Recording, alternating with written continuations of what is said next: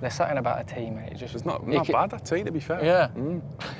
Fancy your own brewing skills.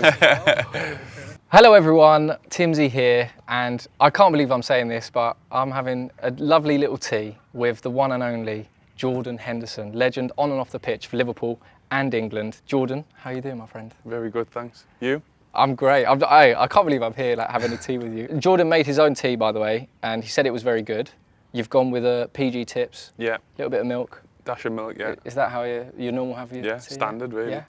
I feel like you're salt of the earth geezer. You're like proper, loves his tea, loves working hard, you know what I mean? But honestly, Jordan, thank you so much for coming on. I really do appreciate it. So, I love that you're actually drinking the tea as well, nice, by the way. Keep it warm as well. Over the last few years, I feel like you've kind of ascended into this figure in football who is not afraid to use his voice. You're almost at the forefront, I guess, in world football as one of those sort of leaders off the pitch and on the pitch.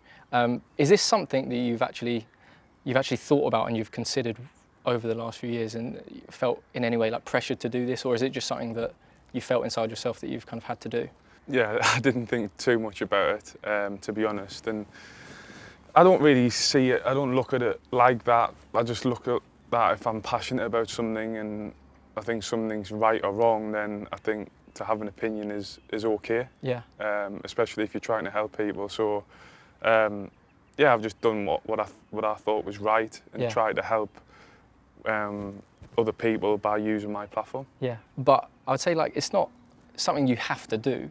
Even though you might think something is right or wrong, you don't have to use your platform. But I feel like you don't just use your platform. You go out of your way to be an example and be a leader. Have you always felt like this kind of sense of responsibility of being a leader? I would say I've always had responsibility, definitely as a young kid. Looking back, I did feel a lot of responsibility in the younger age groups and when I was growing up, not just on the pitch but off the pitch as well. But at the same time, I also think that's grown. I've become more confident as a person, as a player, over the course of my career. Yeah. And like I said, I think by using your platform to help others, I think would be a sin not to at times, really. Yeah. And that's all I try to do, is use it as a positive way to help. And I think the perfect example of using it in the best way like that is probably Marcus.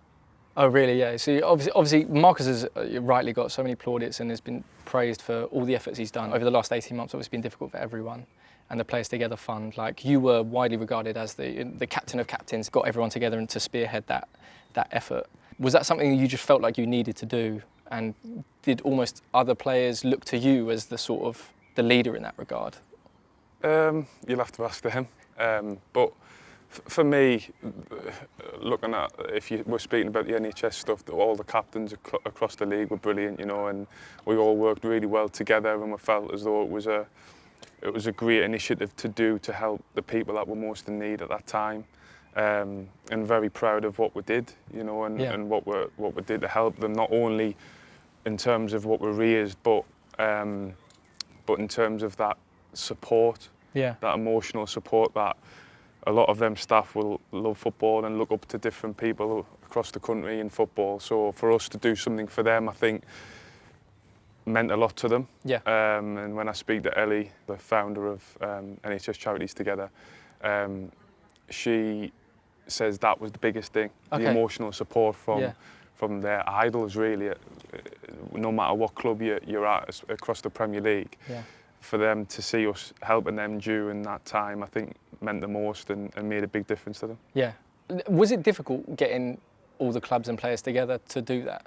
It wasn't difficult because I felt as though all the captains and all the representatives of the clubs bought in hugely. So actually when we spoke, it was very positive and we're all on the same page. So in that sense, it was quite easy.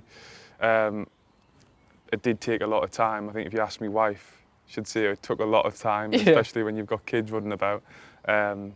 So yeah, but I think that's the least we could have done at that time, We weren't playing, everyone was sort of in lockdown, and we felt as though we could help. Yeah. Like I said, not only financially, but in that support for them. And I feel as though we did that. So yeah, very, very positive thing that we did. But I certainly won't take credit for that.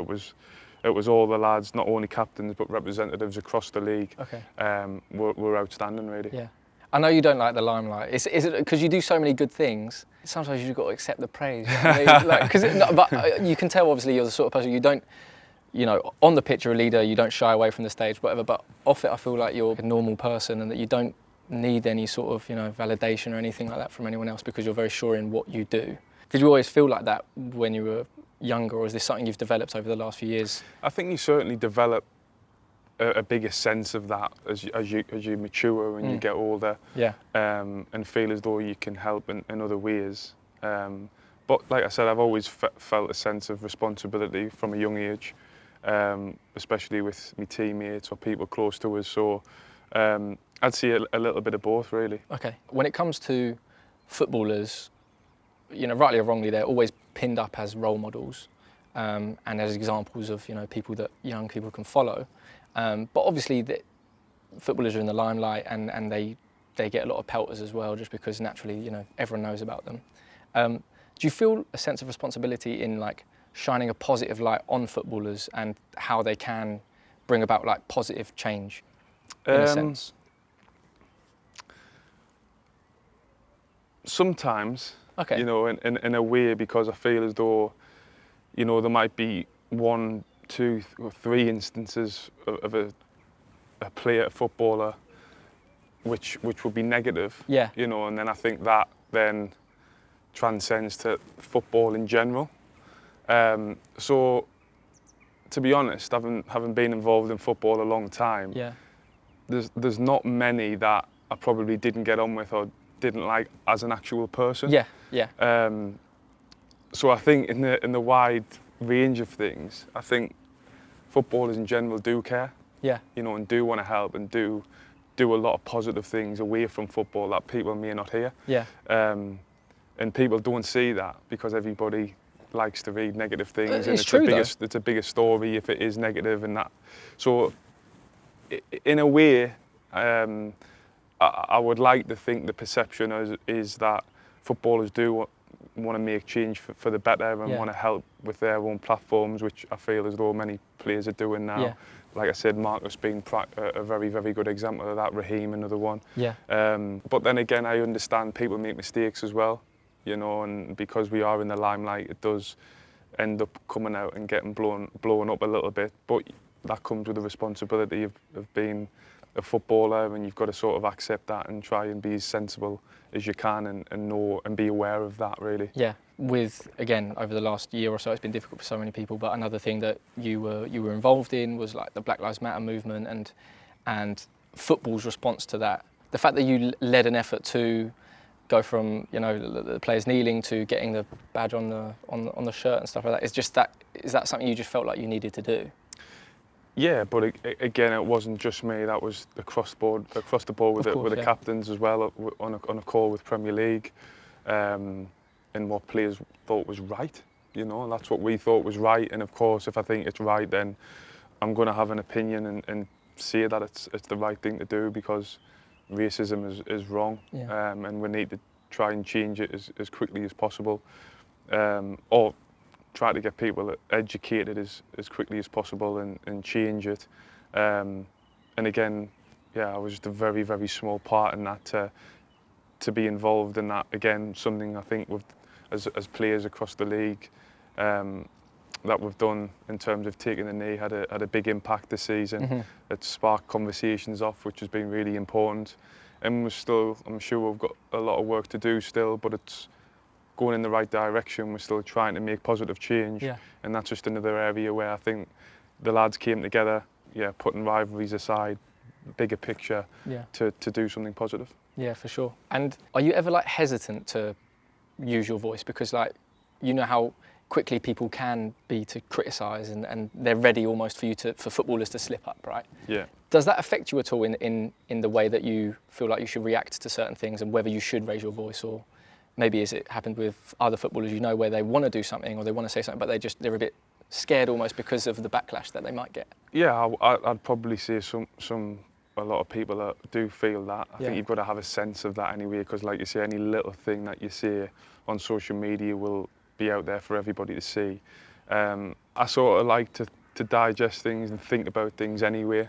You know, whatever it is, I will think about it and try to thinking about it in different ways, not just from my own opinion, but from other people's views and things like that. So I do tend to sit on things a little bit before I make a decision, really. And that goes with quite a lot of things. But I do feel as though a lot of people, and even at me at times, you've got to be careful, of course, what is said, because any little thing can be taken the wrong way, really. Yeah, misconstrued, for sure. I'd love to know, over the last 18 months, what have you learned about, yourself? I've learned that mothers need knighted. Really? Really. Yeah. Yeah. In lockdown, when we had the kids running around and you're sort of intense, they're there all the time. I don't know how they do it. Really, yeah. Unbelievable, really. After a few weeks, it was tough. That's amazing. Very tough. So that's a big thing I learned in lockdown. That's amazing. That's hard. I enjoyed a lot of it though, because we don't get to spend much time with the family and the kids. For sure. We're travelling quite a lot, so to have that time with them was really nice. We just had a little boy as well, so it was good to spend the first few months of his life with him, rather than having to be everywhere else. So, and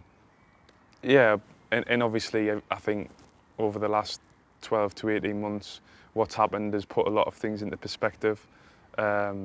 And you sort of look at things a little bit differently, for sure. Yeah. I love that, mate. I love that. That's amazing. To all the mums out there, we love you. We know it's Mother's Day recently, but we love you. We love you. Speaking a bit more generally, like footballers and I guess athletes, how important do you think it is for athletes to, I guess, lead by example and actually be like a positive figure in society? I mean, some of my favourite people and the people I've idolised are pretty much all athletes. Yeah, I think you're right. I think a lot of athletes and sportsmen are role models for a lot of young kids. Looking up. When I was a kid, you look up to many people within, whether it's football or whatever sport it is, because a lot of people love sport, and it is very powerful. And again, when you get older and more mature, you become more aware of that. And to try and use it in a positive way, like I say, I think it would be a sin not to, really. So if you're passionate about something and you've experienced something during your life, or you want to help make change, then I don't see no reason why you shouldn't be able to voice that opinion. Yeah. Is it difficult living like under the spotlight the whole time? Not really. I think you sort of get used to it. I think for young lads, it can be a little bit of a shock to the system, especially if it's maybe a big transfer, or they've burst onto the scene, or whatever it may be. I think it can become a little bit of a shock, and they need to adjust, and that's when maybe when you're younger you make a few mistakes, and then stories come out, and it looks bad, but really as a person they're just learning, they're only kids. So I think you learn as you go along, you adapt. But yeah, again, it's part and parcel of being a footballer, really. You've got to sort of accept that at times when you're with your family and stuff. Yeah, you sort of want a bit of privacy, but at the same time, I think when people are asking for photos and autographs, I think one day you'll probably miss that. Yeah. If we talk as well about another issue that affects, everyone, is like climate change. It's something that I care a lot about, and I remember Hector told me, he's like, everyone has their own thing, you can't care about everything. It's like you have to pick your battles. Yeah. And for me, like, climate change is a massive thing, just because I don't know, it's something I feel. I don't know. And Nike, for example, like they've helped set this up, and I'm so grateful. And like they're making massive moves in like the sustainability sector with their like move to zero. So like all the new kits, for example, like Liverpool and England, their kits made of like 100% recycled polyester fabric and everything, right? A massive brand like Nike, for example, like I feel like they don't have to do these things. You know what I mean? Because they're so popular and so successful that they don't have to stand up for these sorts of things. But the fact that they are doing it, I think is quite. I know it's quite a nice step. It's like footballers don't have to say or talk about important topics. Yeah, and I think it makes a big difference. So again, the little things can matter and can help, and things like that is huge, really. Moving onto the pitch, because obviously we spoke a lot about off the pitch stuff. Talking of this summer, obviously a massive summer of football for England, for yourself.